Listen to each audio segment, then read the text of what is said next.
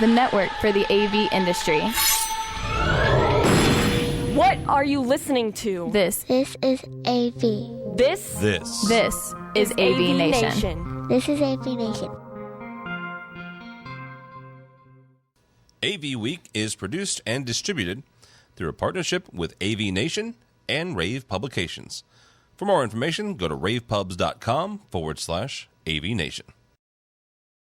This is AVWeek, episode 31, recorded Friday, March 2nd, 2012. I am Timtron. Ready. AVWeek. Performing scan. Week. Online. This is AVWeek.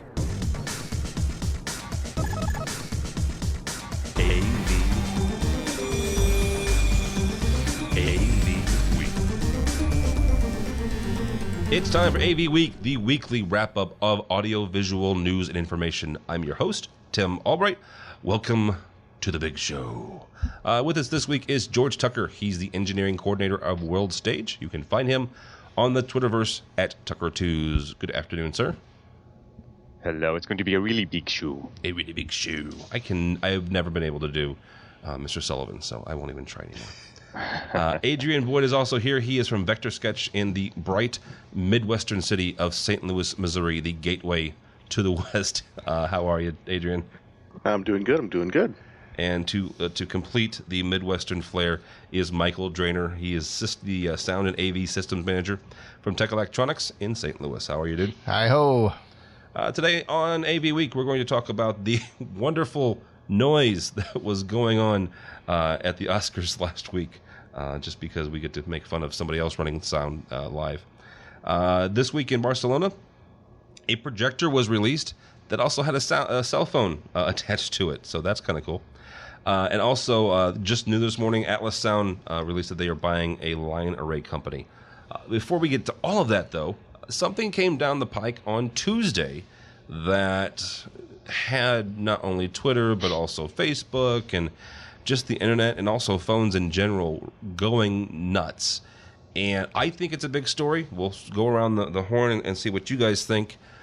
But on Tuesday, Andrew Edwards, the head of Extron Electronics, released not only a written statement, but also a videotaped one as well.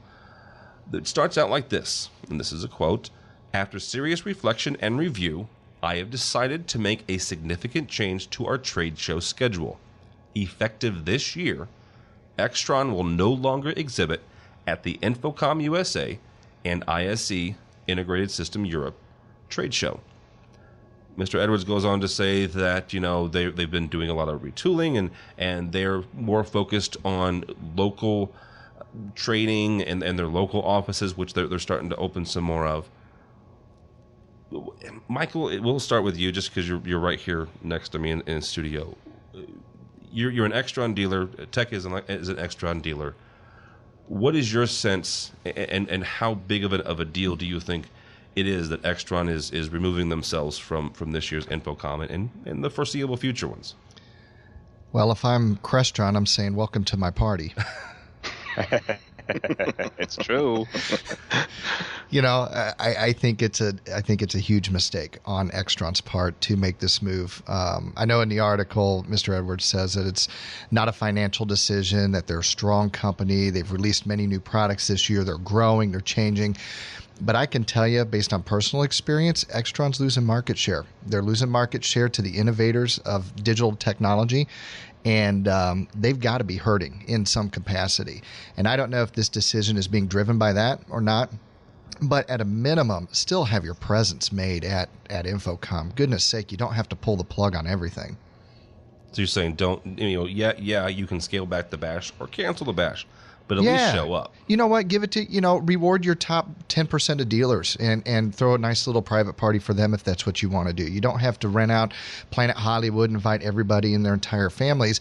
Well, I mean, I'm not opposed to it. I mean, it's always been a great time. Yeah, it's definitely a nice time for anybody that's been to the Extron parties. But I think it's really kind of alienating their dealers in giving that forum for them to come to the show and have access to the people that they normally wouldn't have access to on a day-by-day basis. Now, I think it's a noble effort to increase your training efforts and your educational efforts and things like that. And Extron has always been heralded as a leader in training and education. But I can't imagine the marketing folks rolled over easily with this decision. Well, the ironic part of that is on our education show, EdTech, we had on Tim Schnabel, which to me is one of the best education guys in the industry, to talk about exactly that, as talk about their education programs at Extron. And Tim's with Extron, right? Yeah. Tim, I'm sorry. Yes, we Tim Schnabel from Extron. He's a part of their education team. George, Extron was one of the big 3 platinum sponsors, so this is not like some guy in the back hall pulling out. Is this a sign of things to come, or is this just this one company making this decision? I've heard all kinds of stuff from guys that I've been talking to on both sides of it. I've heard guys saying, I've talked to a lot of people saying, if they could only go out, this would be, it takes one big player to go and all the rest will follow and fall out. They're really angry. They think it's too much money, blah, blah, blah, blah, blah. Yet all of them admit that the shows, of course, drive sales and are really resourceful and are good things, right? Not just for all of us getting together, having a few drinks and seeing the product, but the important part is seeing the product. I have been questioning this and asking on the articles since Rave pushed it out first on Twitter and on their blog, is trying to figure out why this would work for them. And what they're saying, of course, is what? They're going to have education centers across the country where they'll have big demo areas, sort of like Crestron's experience centers, sort of like Savant's experience centers. But I can't understand how that's going to replace the face-to-face. Right. And being able to cater to and show off to thousands of people in a short 3-day period. I mean, he says in his Andrew says in his letter, these short 3 days. Yeah, but I don't go everywhere, and I'm not going to go to 15 different locations to see one product's or one manufacturer's product line. So I'm not the guy getting trained. Okay, so maybe I'm not the prime salesperson they're going to go after, or the prime revenue, but I'm tertiary revenue. I buy a lot of Extron GAC. And I don't see how wanting me to come, okay, it's in New York, it's not that difficult for me. But if I'm in just outside the borders of those metropolitan areas, that's a tough call. And if I'm sending somebody to those, I'm sending one guy, not 4. Yeah. Right. So that's one guy who has to help make the decisions. Maybe it's easier for you to woo, but then then you're going to take out of the decision process the 3 other guys who now will start looking for alternatives because they couldn't go see the product. And as somebody said on one of the links, maybe I start looking at AMX's stuff. That looks pretty interesting because they're there. And the only other thing, and so I'm having a real difficult time seeing how it works for them and trying to figure out where he's seeing that it actually does work.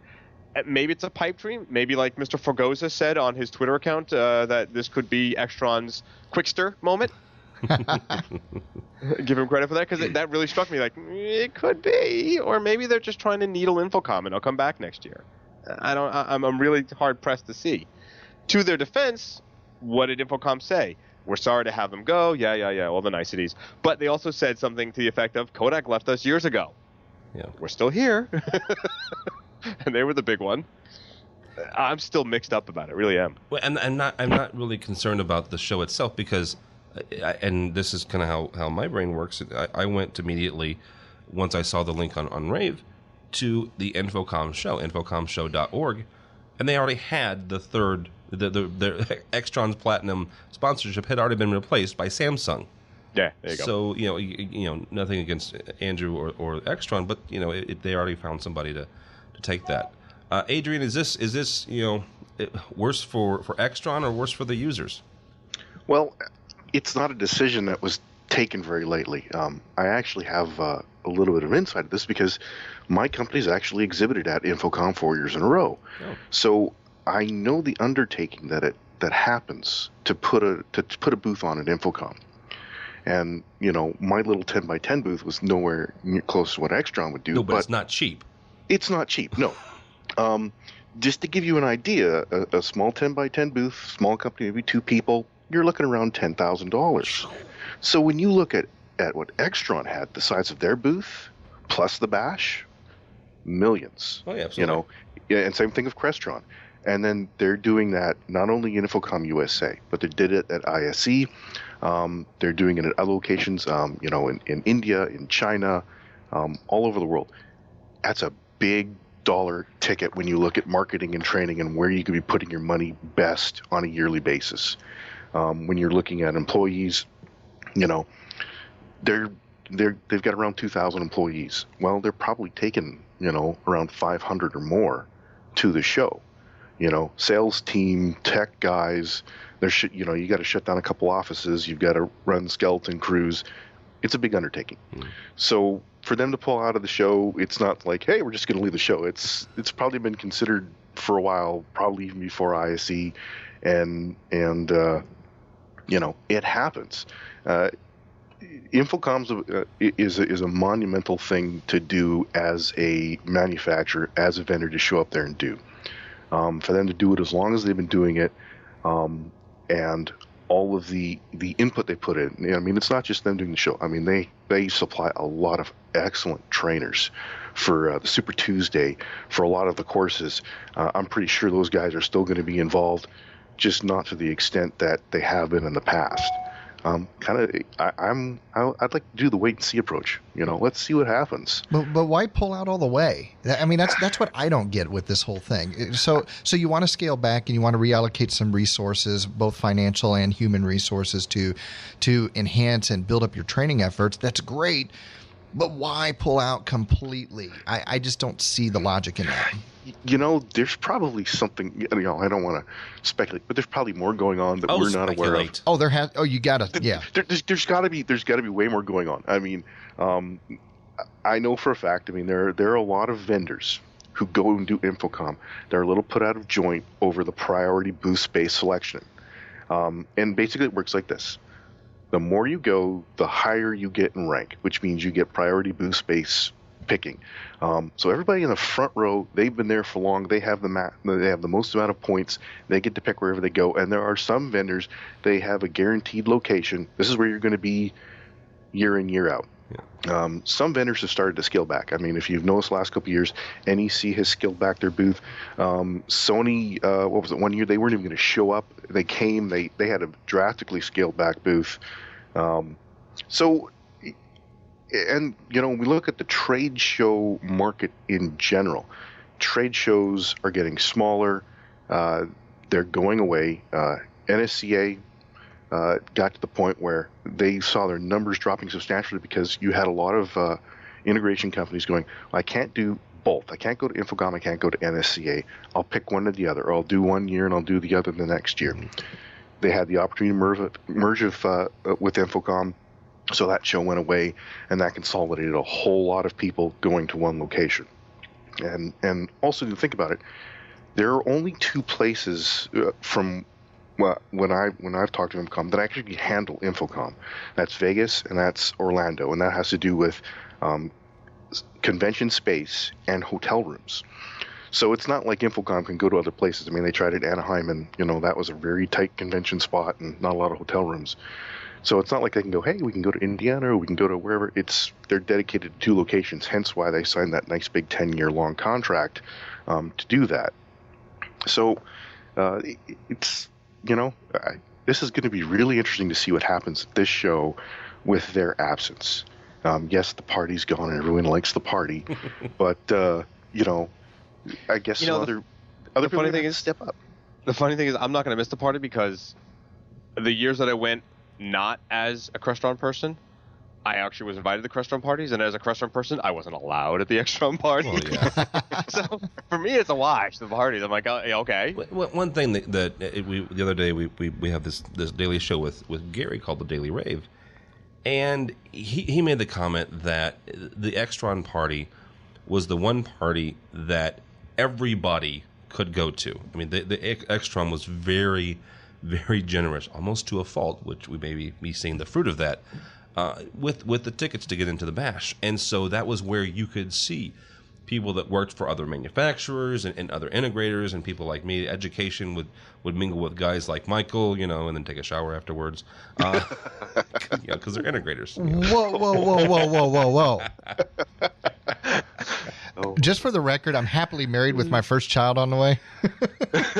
There's a story I'll tell you about Michael and his wife and dancing at the Extron batch later. So, well, actually, that was the time I bumped Andrew Edwards and said, excuse me, I need to get through the door. Excuse me. He turned around and was like, oh, okay. And now we've all discovered why there is no more bash. It's all Michael's fault. It's all Michael's fault. Full stop. There we go. I'm like, I walk by and I come up to the table. Tim and my wife are sitting there, and I go, man, this old dude was standing in the door. He was standing in the door and he wouldn't move. And he turns around and Tim goes, dude, that was Andrew Edwards. Actually, this is actually how it was. I said, dude, do you know who that was? No. Like all upset because Go ahead. And I said, that was Andrew Edwards. You know, the guy who's putting on this party. Yeah, it was funny. Yes. Yeah, and I mean, I can tell that the couple times I've met Andrew, he's a very gracious host. Awesome. Absolutely. He's a really nice guy. Yeah. One of the things that I've talked with multiple people about this, but their education stuff, not to get on that, but they are very accommodating when it comes to training people at their location. And maybe that's, you know what, to me that's a strength of theirs, and maybe that's Absolutely. what they're playing to. One of the times that I was out there, probably about 2 or 3 years ago, just like everybody else, they cater lunch and stuff like that, and you know, everybody have everybody in. And me and the guy that I was there with, we're just sitting down and having some barbecue and stuff like that, and in walks Andrew and sits down next to us and has lunch with us, and just is the very most genuine guy. Tells us his, the story of how he got involved in AV and the story of Extron, and it's fascinating. But he's a very nice guy, and so that's why in my heart I hope that this is not financial. But you know what? There's something's not jiving here. Something is not. We're not getting the whole story. Yeah, the dots are not connected. No. That's my 2 cents. Anyhow. Cha-ching. Cha-ching. I still can't believe you bumped off Andrew Edwards. So. Jeez, Michael. It's a day I won't forget. Me. And now, because of this broadcast, nor will he. Right. That's who that was. Find out that guy's name. I finally put a name to the face. For years, I've been waiting to find out. No more Extron for you. My name is Indigo Montoya. I'm sorry. No more RGB 109s. We have just You just lost. like You just 5 lost different control. memes altogether. The soup Nazi to Princess Bride. Love. True All right. love. True love. Okay, I'm done. Bye-bye. Yeah. Okay, going back. Rave from Rave Publications, the fine folks who actually distribute this mess. Atlas Sound acquires line array manufacturers A-Line Acoustics. Who? A-Line Acoustics. Who? I think there's an owl in the office. I think there is too. George, is this Atlas Sound trying to get into the business that, from my very elementary standpoint, everybody else is, and that's line arrays? Because that's what A-Line does. Yeah, I mean, I was still looking at that and trying to figure. I mean, the only thing I see is that there's the patents on the rigging systems. Yeah, that's a valuable thing. Mm-hmm. Whether or not that's simply just A-Line stuff or that kind of thing, that's what they're probably going after, is patents and maybe some work. I wouldn't be surprised if a lot of the stuff is spun off eventually. But that's what I would be looking at, is the rigging systems. That's probably a big business thing right there. Adrian, does this make sense for these guys to get into, or is this, are they grasping at straws to try to get into this business? No, I don't think it's grasping at straws. I mean, it's certainly a productive use when you look at what Atlas has. I mean, they're one of the oldest speaker manufacturers in the U.S., like 30-something, 37, 38. So they've been around a while. And they do just more than speakers, and I think that's what everyone kind of forgets. I mean, they make racks and they make cables, and I mean, they have all sorts of interesting little applications and products. And Atlas itself can tie into a couple of other their parent company, Mytech. I mean, they have been involved in the audio field for decades. Some of the first, going back to my car audio days, I mean, some of the first really good speakers and car audio were made by one of my tech's companies. So, I think it's just a natural progression. I mean, you look at we've seen the changes in our industry since about 2000, where a lot of manufacturers are starting to be consolidated under larger umbrellas of different companies. And when you look at, for instance, AMX, they just basically have gone out and purchased a lot of the technology you're now seeing integrated into some of their new products, AutoPatch, Endoleo. So I think it's just a natural progression. Companies are going to start finding products that fit their needs. They're going to actively go out and purchase them. Look at what happened to Light Touch. Yeah. It's the same thing. I don't think it's going to change anytime soon. Michael, Adrian brought up something. You either in industry, you either develop and innovate on your own, or you buy it. Mm-hmm. So is this a smart move for Atlas, or could they have done this themselves? It just would have taken a little bit longer time. I don't think it's something that they could have done themselves. I think it would have taken too much time, too many dollars, too many resources. And, to acquire technology is definitely a model that's worked for many different people, not only in our industry, but also other industries. I mean, that's the whole Cisco model, right? Yeah. Don't innovate, just buy. That's absolutely right. Buy and conquer. Right. So, I see this as, Atlas doesn't really play in the large-scale sound reinforcement marketplace, other than their large stadium horns, which is more PA type stuff for announcements and things of that sort, in outdoor stadiums and arenas and things. So they don't have a product that really fits where A-Line does, and so I think they're trying to fill a market niche that they're not catering to. Now, whether or not they'll be successful there, time will tell. All right.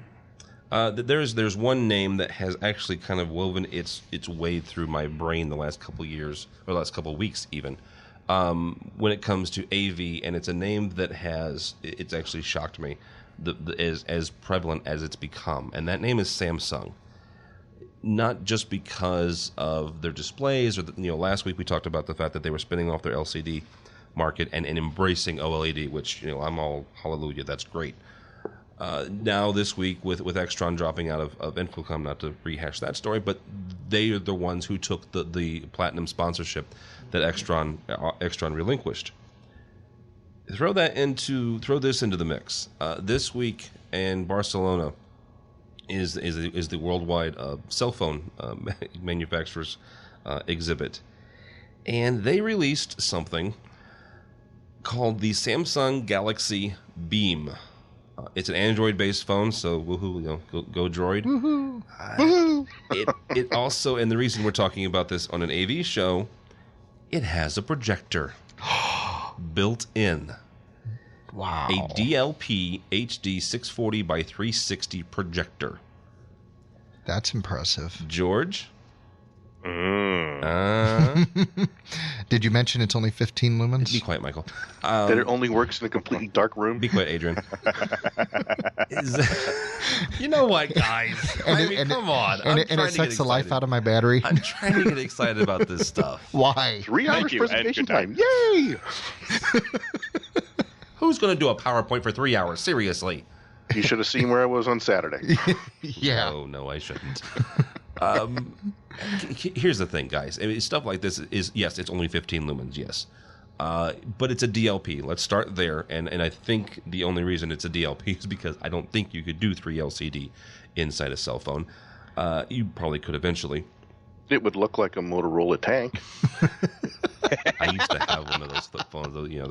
That's great. The tortoise shell, Have the bag phone. Yeah. Is this something guys like me in education, or guys that are technology managers of board of multi $1-million company boardrooms are going to have to deal with? I'm the president of the college. I'm the big CEO. I've got this fancy cell phone in my pocket now, and I want to do my presentation from here. George, how do you tell the president of your company that that's just a silly idea? Well, you do and you don't. At times there's okay, I've given my reasons and I wouldn't do that, sir, and let him do it. In some ways, okay, so they're not going to do it with this version of the unit. This is a plate thing. Yes, but it's a harbinger of things to come. And that's why I'm excited about it. Yes, and I'm of mixed emotions about it. Because I think from the perspective, just like we had wireless, content to projectors nowadays, like with the InFocuses and all those guys, InFocus, Proxima, all those same companies that make different labels on the same product. That hey, don't you dare talk about our friends at Sanyo/Panasonic. With boards built by Sony. But you know what? I drive a VW, but I tell everybody I drive an Audi. There you go. So I like this idea. Moving forward, I like this idea of this Pico projector. That's let's call it what it is. It's a Pico projector. It's a micro Pico projector. And years ago, we didn't. If we saw the first version of what is it, the Rode? I forget who makes that. That really small front projection mirrored system that's made to be these really big, really high resolution images. We all went, that's not possible. Mirror rigs, they take too much, they're too complicated. And now they're out there all the time. It will get better. The megapixels will get better on camera phones, and this will get better. I like that from a techie head side. I don't think that you'll get to the point, at least not in the next 5 to 10 years, where it'll replace, 450 people projection systems. You need big, real projection systems, to be old here, to do that kind of stuff, right? Proper height, this, that, and all the other stuff. So from a personal list, the 3-hour PowerPoint show from the CEO, that's kind of cool. I like it.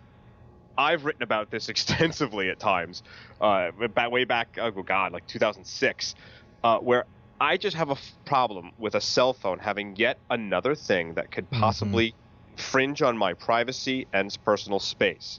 You think loud talkers on their Nextels or just on their cell phones were bad?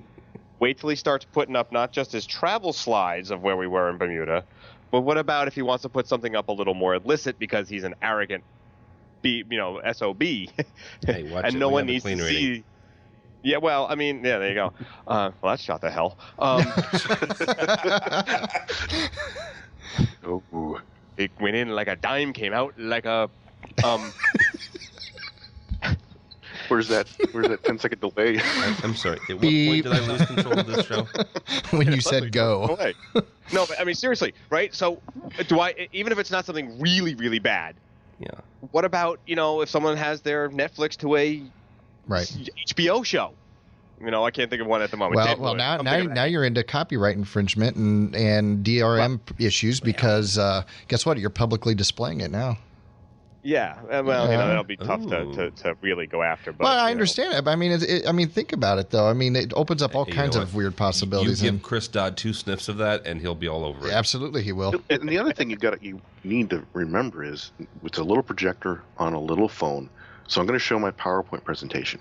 How do I control the PowerPoint presentation now if the phone is sitting on the table, projected on the screen? Wait, because the text screen's going to be on, and you can use the control. It'll just have these little slide control. The projector will be a secondary output. And as soon as I run my finger across it, then the projector slides away, or it's sitting on a little tripod and I knock it over, or I hit the wrong button because it's got multi gestures. And we are the eternal pessimists today, aren't we? Because I'm with voice control. There we go. Voice control. It'll have Siri built in. Siri I'm built mixing in. things together. There you go. But no, that's also when you have my patented no slip grip cover that I'm going to sell you for these kind of presentations. That's right.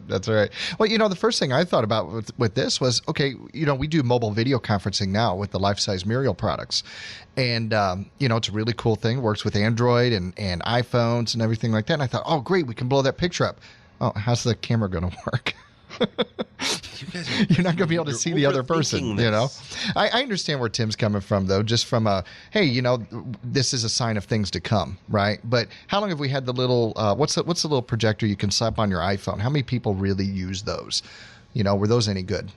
Well, and I go back to, good Lord, 3 or 4 years ago, I went by the DLP, the Texas Instrument booth, and they were showing me the very first LED projector I've ever seen. It was a Pico. Admittedly, it was a Pico.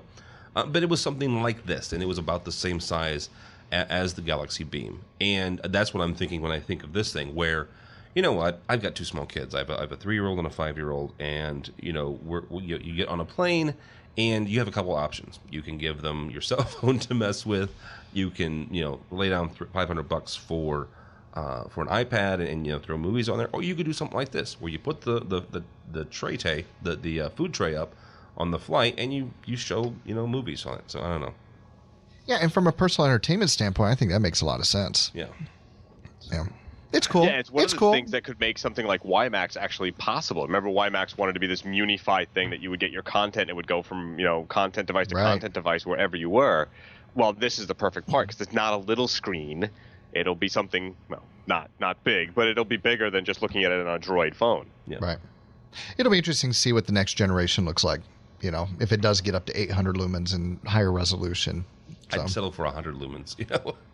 Yeah, because going from 15 to 100 would be a huge step. Because to your point, Tim, you're not going to show it on a plane at 15 lumens. No, you're so. not. All right, I end at lupins, right? Give me your lupins. Your lupins. If it's 100 lupins, hey, we're done. More cowbell, please. If you're still listening to AV Week, thank you very much. I appreciate it. The check is in the mail. I am Tim Albright. One of the guys on here is George Tucker. I don't know where he is. I've lost him at this point. The other one is Adrian Boyd and Michael Drainer. Those two gentlemen are from St. Louis. We're going to stop for a second and do something we like to do because, you know what, I'm all about trying to get people jobs and employed in this industry. You know why? Because I love it. And I think you will too. This is the AV Week Job of the Week. AV Week Job of the Week. If you are looking for a job, don't like yours, or you are presently unemployed, go to ravepubs.com/AVjobs. ravepubs.com/AVjobs to look for a job. Or you know what? If you're an employer and you have a job opening, go there as well to list your job if you would. This week's AV Week Job of the Week is an AV integration designer for Cine Audio Visual. The job is in Calgary, Alberta, Canada. So if you've always wanted to live in Canada, which I have, but my wife won't let me, or if you're up in that way, check this out. You're working with account managers and customers. You're supporting the installation and the programming teams. They ask that you have an advanced AV knowledge, a CTS or a CTSD. And let me just tell you from experience, a CTSD would be lovely in this position. For more information, go to cineav.com/careers, cineav.com/careers. If this isn't your cup of tea or your line of work, go to ravepubs.com/AVjobs, ravepubs.com/AVjobs. That is the AV Week Job of the Week. Gentlemen, this comes to us by way of CNET, but it could have come half a dozen ways. The one that we're actually using, though, is from CNET. The headline reads, if you've bought a laptop, a TV monitor, or any sort of other LCD display, you may be owed money. And everybody goes, woohoo, because I probably bought one of those. Basically what this is in October of 2010, California's Attorney General filed a lawsuit against 10 companies. Samsung was one of them. There goes that ribbon again. Hitachi, Sharp, others were as well. And basically they were saying, you guys colluded and price fixed against the people buying LCDs, so you owe us some money. And they won. Basically, the funds round up to about $500 million. We're going to put a link on the website for this episode for this story, so you can check it out. Because there's a bunch of states, 24 in all. Illinois, of course, is not one of them, but of course not. New York is, George. So you're in there. Is this right? Should this have happened? I guess. And is this kind of the reason why Samsung spun off their business? George? I'm sorry, I was thinking about how I was going to spend the 30 cents this will get me. Oh, hey. By the way, real quickly, the website for this is lcdclass.com, lcdclass.com. My thing is, I'm just shocked that people are shocked. I feel like there's someone going, I'm shocked. I tell you, shocked here? That this kind of thing is going on in the AV industry manufacturing side. Of course they colluded, and they got caught. And I'm sure as a minute they said, okay, we're settling, they're doing it again. No. I mean, this is just an ongoing thing. And come on, it's a class action suit. How much do you think you're really going to get? Unless your whole goal in this is to go, yeah, get them, screw, put a screw to the screws, no. Well, Okay, the lawyers win. The lawyers won in this one. Yeah, they're the only ones that win. Yeah. Exactly. I went around and I counted all the displays I have that may fall into this. And I'm like, that's a lot of LCD panels. Well, see, you're the one who's going to make out on this. Good, you're buying dinner, okay? Well, I got 5 that sit in front of me. So you'll get $1.50. So yeah, you're buying dinner. Yeah. When we go to Vegas at InfoComm this year, you can buy us the $1.50 steak dinner. So was it Uncle Bill's? Uncle Bill's, yeah. Uncle Bill's go. rocks. I like Uncle Bill's. Bill's does rock. So, Adrian, is this kind of was this? Do you think this is the linchpin that kind of smacked Samsung out of the LCD business directly? Because they had to pay the biggest portion of this. Of the $500 million, they paid almost half of it at $240. Yeah, they paid a big chunk of it, and I think that's probably one of the reasons why they spun out their LCD business, and is it still happening? Yeah, I kind of agree with George. It probably still is in certain segments of the industry. I mean, this is not the first time we've seen it happen with chip manufacturers and hard drives, and it's just the kind of thing to hey, we're not going to do this if you don't do this, and everyone goes, okay, as long as we're all going to make money. But when you look at it, I mean, I have no idea how much you're going to get out of it. I mean, every time one of these class action lawsuits, it doesn't matter what sector it is, you usually end up with a gift certificate or something, or maybe $5 here or $10 here. No one really walks away with a big payday that they're thinking they're going to get, other than the lawyers. Yeah. Michael, are we shocked? I mean, I know you cynical yahoos aren't shocked, but you didn't have any optimists on the show today, did you? I didn't. I'm trying to think of a good optimist right now, and I can't think of one. So, no, I can't say I'm shocked by this by any stretch of the imagination. We know collusion goes on every day. It happens in every industry, in every sector of every industry. I mean, goodness, it happens between service providers. You know what? You don't touch this client, and we'll do this, and both of us win type situation.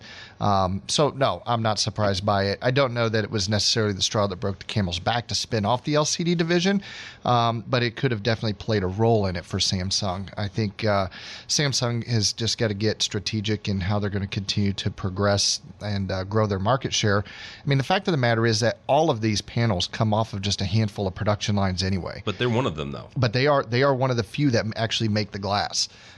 So that's really why I believe they're holding the largest share here. Something that actually Brad Grimes mentioned last week when we were talking about that story, the fact that Samsung was spinning this off.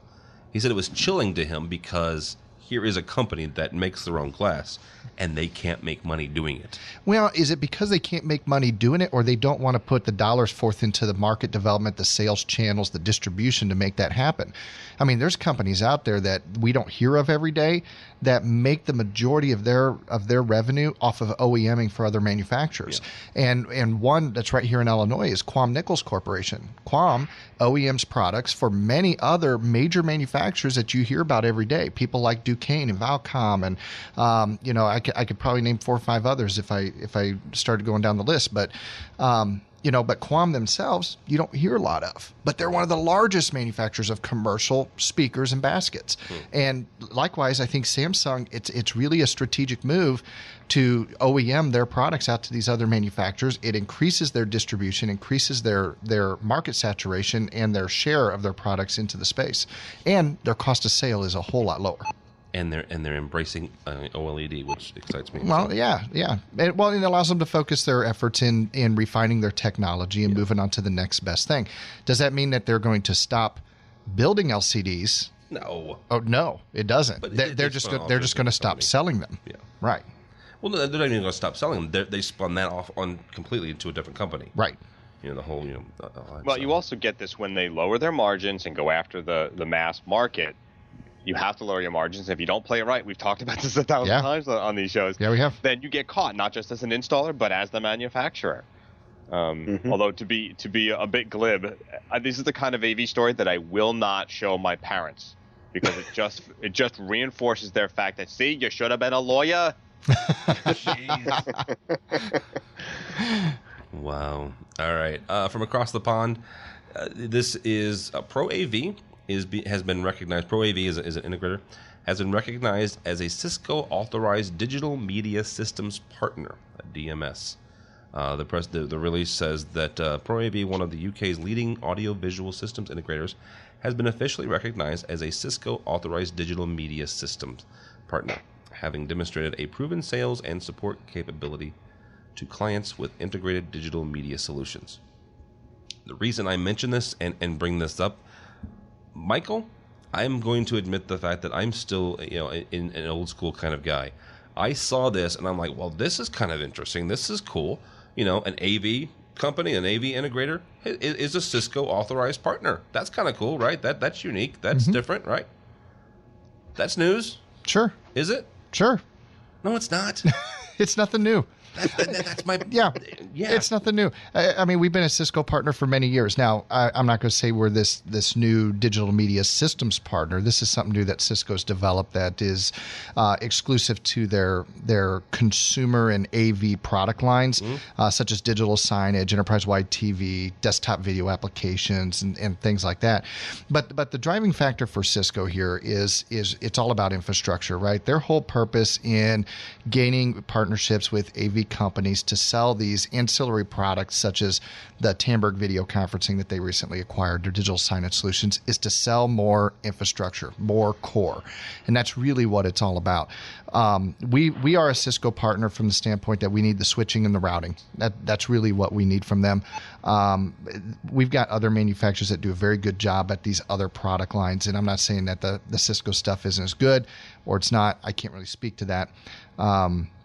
But this is nothing new to me. I mean, there's a lot of partners out there, a lot of AV companies that sell and distribute and are partners with Cisco. Okay, so George, does this lend credence to my prediction a few months ago on this very program where Cisco's trying to take over the world? I may just have to eat my hat. I don't think I ever made that quote. No, I said I did. No, but I mean, I was saying that I was denying it, so eat my hat. Come on, you watch old movies too. Come on. Yeah, sorry. Abbott Costello. If he's right, I'll eat my hat. Although I've never seen anybody actually do it. Eat their hat? Yeah. I'm curious about it from a couple of sides because it looks really cool and it gives a lot of flexibility. They have the entire ecosystem down to the media serving and the media content production at this point and transmission. They're out there trying to make private broadcast networks for people. It's really kind of cool. But Michael, you were saying that you're a partner and you think it's great, but do you see this eating away at some of your traditional business? No. And will your relationships with other companies Not at all. because of it? Not at all. I really don't. And it comes down, and maybe it's because we're here in the Midwest, but the price point on a lot of this stuff is well beyond what people in this part of the country are going to pay for these products and services. Now, I don't know about the UK where Pro AV is located, but here we have to do a lot of value engineering in order to provide the solutions that A, our customers want, and B, that they can afford, right? That's always the magic piece of the puzzle. So, we're always trying to find the right parts and pieces to make that happen. And a lot of times Cisco will be the backbone that we use to make that happen, but we also rep infrastructure from HP, Brocade, and a couple of other ancillary companies for routing and switching. So I don't, I think maybe it's Cisco's way of trying to eat into the Pro AV space. It really started with the Tamberg acquisition, and when they started. They started their video conferencing a couple years ago, and they saw they weren't doing it as well. Tamberg really had it down, so let's buy Tamberg. Okay, well, now we need digital signage, so let's go out and buy digital signage. Okay, well, now we need, and it just continues to grow from there, but it's not innovation by any stretch of the imagination. Most partners are going to them for what they're innovative with, and that's their core products. So I'm sorry, I have the question for both you and Adrian, I guess. Where's the trigger, though? Where's that threshold that would be your full solution? You said it's a little expensive and it's value engineered, but where's the threshold? Again, I never came from a real Yeah, installer like you guys. For me, I don't want all my eggs in one basket, and most of my customers don't either. When they're looking for a solution, they want what's going to work, number one. But I think as an AV company, I would be amiss to partner exclusively with one manufacturer to provide all my products and services. Doing that is, I'm putting an awful lot of faith and hope in that company to make sure they're going to be around to take care of not only me, but my customers. And that's why we represent products from both AMX and Crestron. Oh, and Extron, because now I can build solutions that can not only scale, but that have longevity. And if something goes awry with one of these guys, guess what? I could take a competitor's product and drop it in. When I go with a 100% proprietary platform or an exclusive platform, it's much more difficult to do that and to service that customer. And I think that's the difference between AV and IT. When you look at the IT world, when you look at a lot of deployments, at least in my experience, it's always been, we're going to go with one vendor who supplies everything soup to nuts. And that's what we're going to stick with because it drops the cost down. There's service that comes with that. And so we're going to go an entire Cisco solution, or we're going to look at a Nortel solution, because usually it covers everything from, your backbone infrastructure, your phones, whatever it is. Exactly. And, we can bring the cost down because it's one vendor now, one SKU, one salesperson. And that's how Cisco has been approaching the AV market, is an IT-centric ideal, is everything under one roof, all the eggs in one basket, as Michael was saying. And we're going to be your end-all, be-all solution. But when we look as we're AV designers, we generally don't think that way. It's usually the right products for the solution, to get you to do what needs to be done to get you to where you want to be. And if that's from one manufacturer, great. But if that's from 4 or 5 different manufacturers, because Crestron makes the best product to do this, or Extron, or some other manufacturer you may have never heard of, but they make the product that will work for this solution. That's generally how we design. We don't look at it from the IT world where this is all it's going to be, and if something breaks, well, we'll just phone them up and we'll swap it in, and there you go. Well, and there's some power in that, in having that unified platform. There's a lot of power in that, but I see it in much, much, much larger deployments. When you look at your typical AV installation, I mean, you talk to any integrator, their average installation is anywhere from $20,000 to $50,000. They're not the $250,000, $750,000, multi-million-dollar projects. Those are out there, but they're much fewer and far between. So to be able to meet all the requirements that are placed on a dealer to make minimums and quotas and training and all that stuff to go exclusive, you better be doing a whole lot of really big projects to justify that. Yeah, well, enterprise-wide. Yes. Let me play devil's advocate for a second here. I'm the manufacturer. Let's say I'm Timtron. I'm not Extron. I'm not Crestron. I'm Timtron. Timtron. And I start out making, I don't know, a control system. Do you have little blue discs? I do. I didn't even think about that. Yeah, I have a little blue disc. And hello, user. I'm Q, actually. Q, there you go.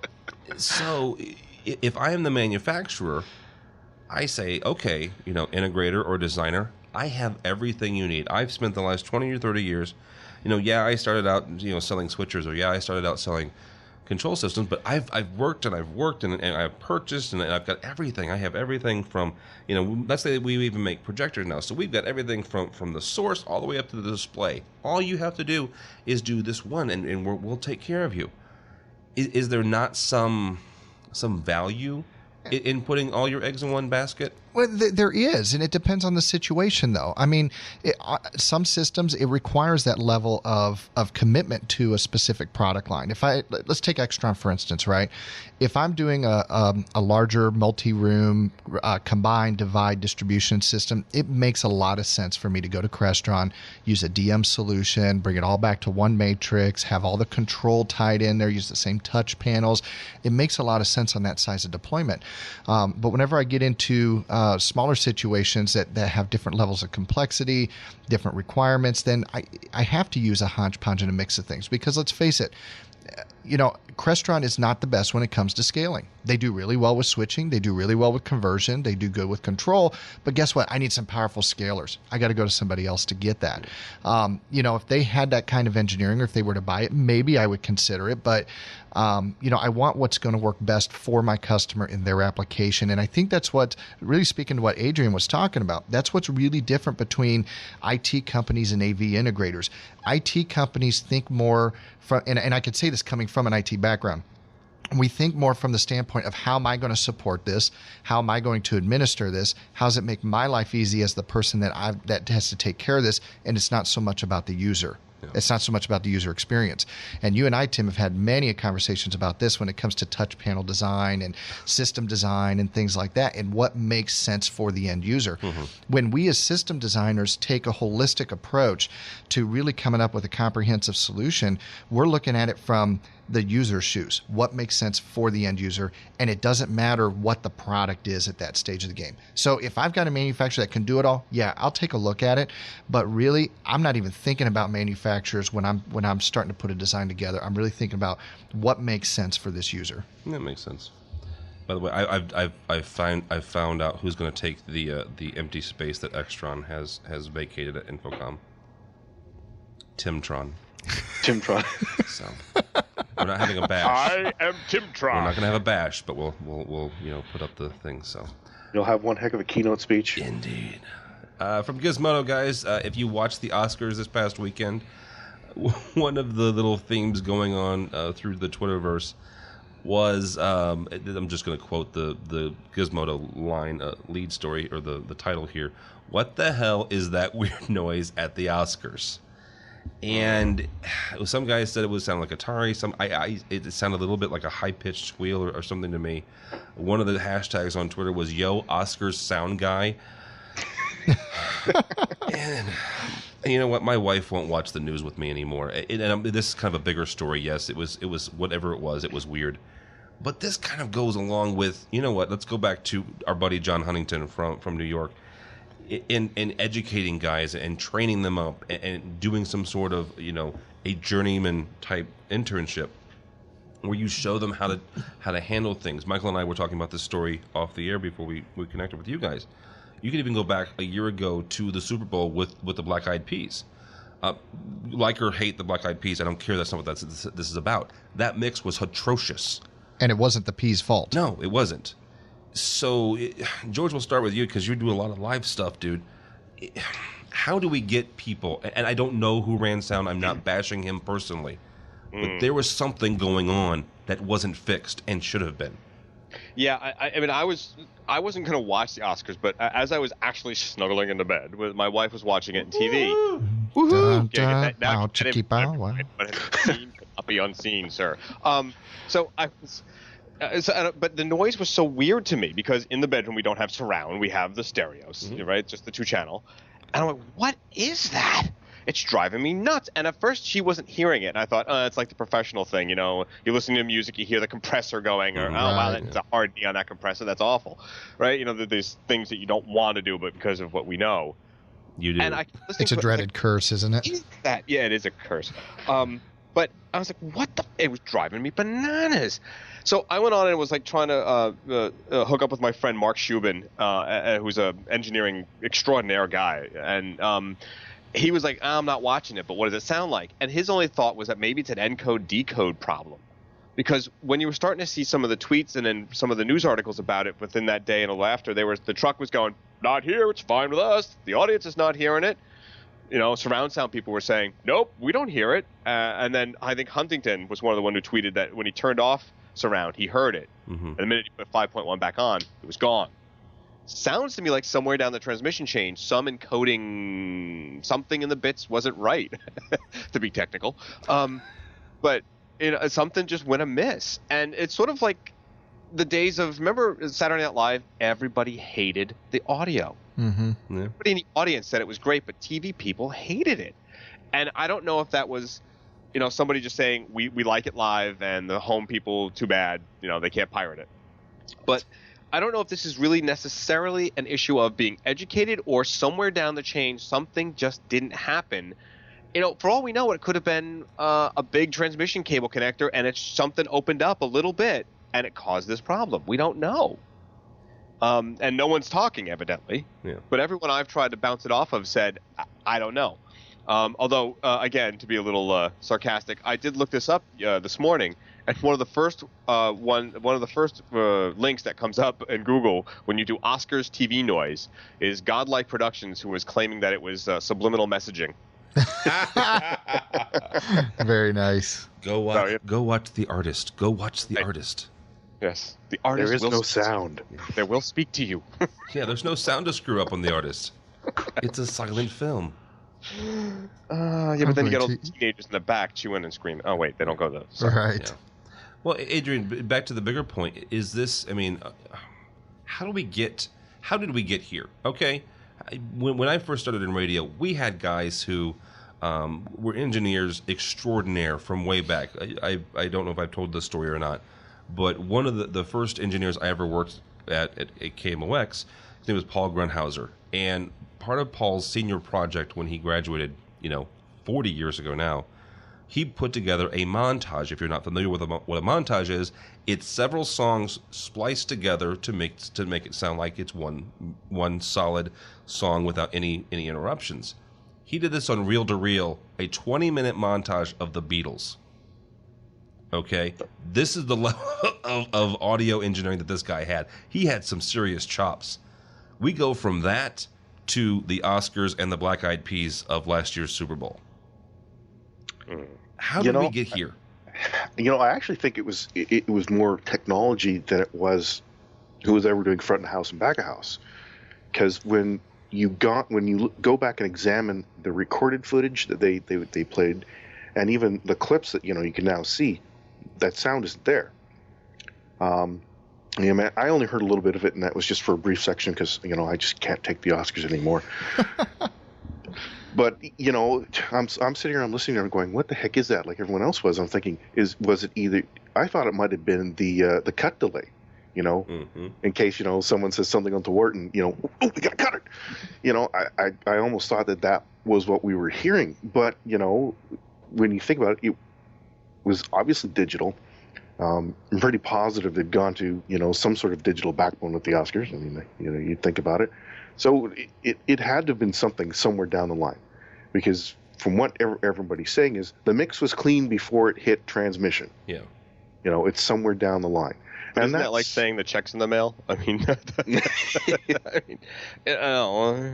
there's something I've noticed over the last couple of years is we look at the transition for new AV individuals and skills in the industry compared to what would be the old guard. It's almost like some of that knowledge is not being transferred to this newer generation. Those guys in the company who knew where all the bodies were buried. There's something in their skill set that is not being transferred anymore as it used to be. Now, is that a deficiency in the new blood coming up, not wanting to sit and take the time to learn something from that old guard, or is it the old guard's reluctance of giving away all those secrets and keeping them close to the vest because they still want to be relevant and current and I know how to fix that, and then they don't tell anybody how they fix that. So I'm always wondering, is that really what we're getting stuck with right now? Because we're going from this world of analog to digital, and there's a big kind of, with this jump, I mean, things have changed and the old ways of doing it don't apply anymore. No. But every once in a while, that old way of doing it makes perfect sense, and that's the way it should be done. I was saying earlier, back in the 90s, Sony had a great commercial, at least in Canada. I don't know if they had it here. You have all these nerds, these high-tech, and they're sneering at the jock, and they're bugging him because he can't plug in the VCR. And he gets scrolled across his locker at school, analog, and he says, I'm not analog, you're analog. And that was the great thing about that is the, how we're looking at how things have changed. I like analog stuff. I like sine waves, and square waves are. They're very when pleasant. you look at a sine wave and a square wave of a piece of music, you go, oh look, they're cutting off the tops and bottoms. I'm pretty sure we're losing some of that, and that could be what we're seeing now in some of these big productions. Is the switching technology, the switching gear, but some of that knowledge is not being transferred anymore. Well, I mean, the fact is, Adrian, it's gotten more complex. It's gotten more complex inside the box, and the people that are operating it don't have to have the intimate knowledge of it because there's nothing you can do about it in the field.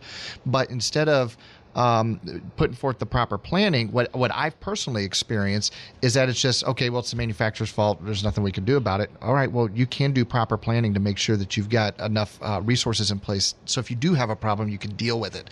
And that's a whole nother piece of the puzzle. What I'm finding with technicians that I'm looking to hire and engineers that I'm looking to hire and things like that, what I find that this next group that's coming up is lacking is a lot of the cognitive logical processes that are required to effectively troubleshoot and eliminate problems quickly.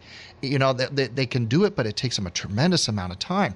And back in the analog days, man, these guys had to think on their toes. They were moving fast. They had to improvise. It was do whatever it takes to keep us going.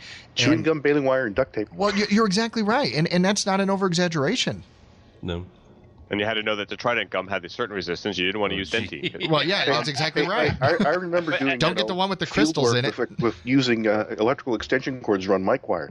Not something you're supposed to do, but if you had to. Hey, you know what? In a pickle, you can do whatever you have to do. But see, in the digital era, you can't do that.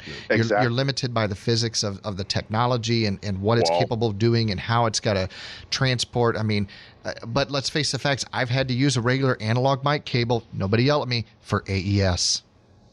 Wow. No, right? but you know what? You do what you got to do to get by. It worked. Is it ideal? No, but it worked. Yeah. I feel like we've deviated a little bit here. We Could did. this be the reason why it happened? No. Yes. Now, do I agree? Deviated. We don't go on tangents around here. Rabbit I don't want to get on a rant here, but You forget the name of one of my blogs. Right. Tertiary. It's Tertiary. in the title.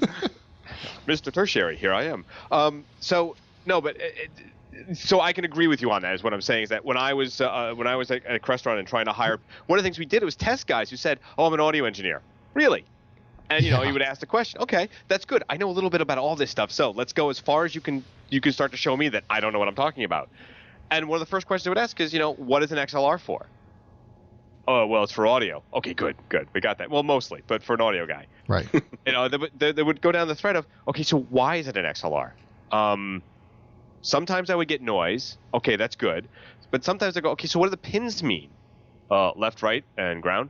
Oh. Now, these are guys who are saying that they were audio engineers. And I kind of look at them going, I grew up in a staging company that you better know, and they taught you if you didn't know. But I also went to school for it a little bit, and one of the first things they teach you is that. So, but even when the guys who knew that it was for noise, I'm like, well, how does it work? I don't know. Did you ever hear the word differential amplifier? No.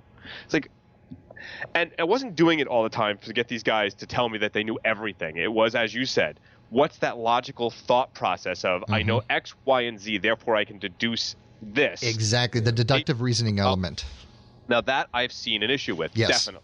Yes. I told him to start playing more Sudoku. With my current, exactly. Well, I used to have a guy that would do something like that. One of his tests was a Sudoku-like test for these guys because he figured if they could do this, they can solve anything. I can teach them anything. Yeah, and it's not about the technology. It's the reasoning capability. It's the processes. Right. This is a paper bag. Here's a spray gun. Can you get out? Right. Well, that's with anything though. That's teaching anything, and that's one thing I tell my students in my audio production class. It's like, you know what? I can teach you 100 different audio platforms, but I teach you one. I'm not teaching you Pro Tools. I'm teaching you the basic concepts and theories behind how to put things together.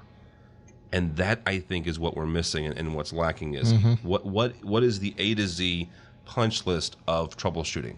What is that cognitive process of how to figure out this problem? Step number 1 is the power on. Yeah. Is there power? But doesn't it make you frustrated when you're troubleshooting and someone says, "Is it plugged in?" Yeah. It's like, I did that about 30 steps ago. Yeah. The only reason why I'm calling you because everything I've done doesn't work. Right. Yeah, but the problem with that is, of course, is that how many people do you think that solves a problem for when they call in? Yeah. Well, and that's the sad thing. Yeah. Well, and you know what? None of us are perfect. I mean, there have been times where I've been frustrated and in a hurry and forgot. I've skipped steps 1 through 5 because I know good and well that those aren't it.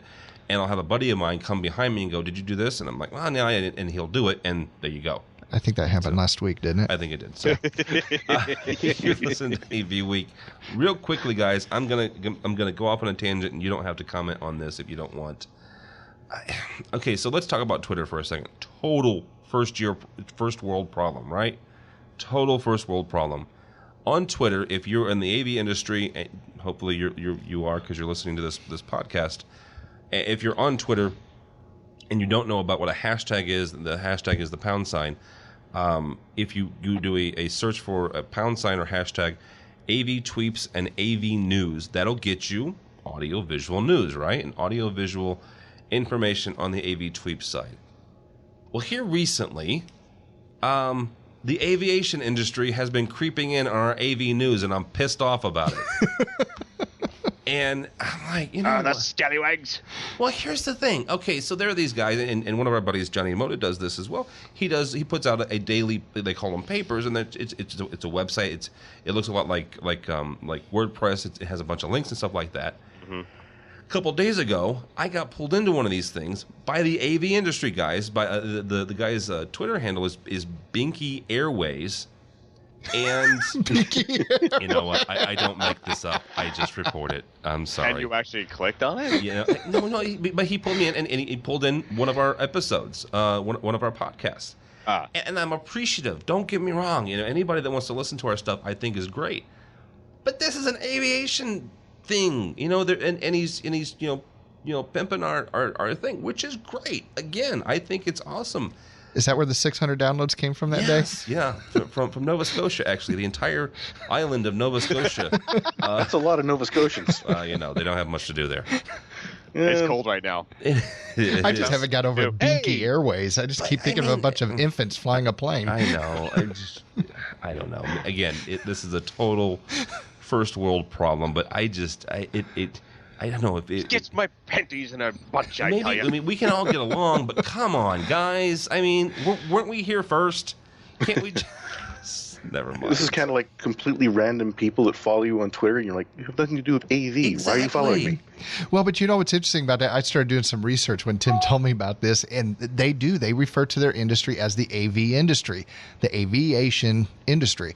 So there's a lot of stuff. If you go out and do a search for AV Week, there's actually a publication called AV Week. That's aviation. Yeah. Yeah. When we went looking for the website for this podcast, we was like, let's look for avweek.com. No way. It's a publication. So yeah, I don't know. Again, total first world problem, but I just found it interesting and I wanted to rant about it. So you hear this, you Nova Scotians? The shot's been fired across the bow. Keep your minds acute. I just started. Great. Now we have another more of 1812 going to start. Yeah. Right. So, all right, let's wrap this sucker up. George Tucker, he's from New York. I'm not going to go down that road. He's from New York.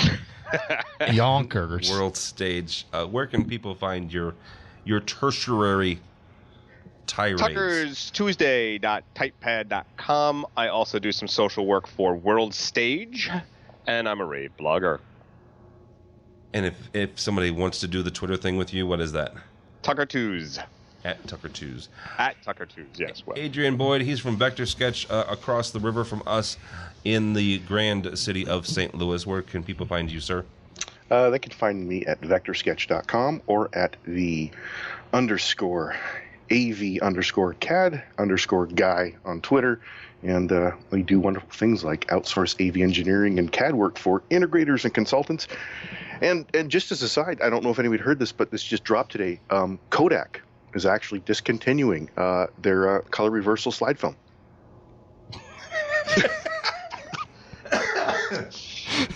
Yeah, I know. Is anybody else surprised by that? Great googly moogly. I gotta go. You can still get Let's the go. pro Let's stuff, go. but Let's hey, go buy up the leftover inventory. And in related news, I think you still have slide projectors in school, right, Tim? unfortunately, yes. Are you serious? I have one professor on this campus. and here's oh my There's gosh, nothing like the Maleficent this is a sound rabbit of an hole. Ecto 3. Here's the thing: the guy teaches microbiology, right? And the slides are of STDs. That's because nobody wants to transfer them for him. That's the thing.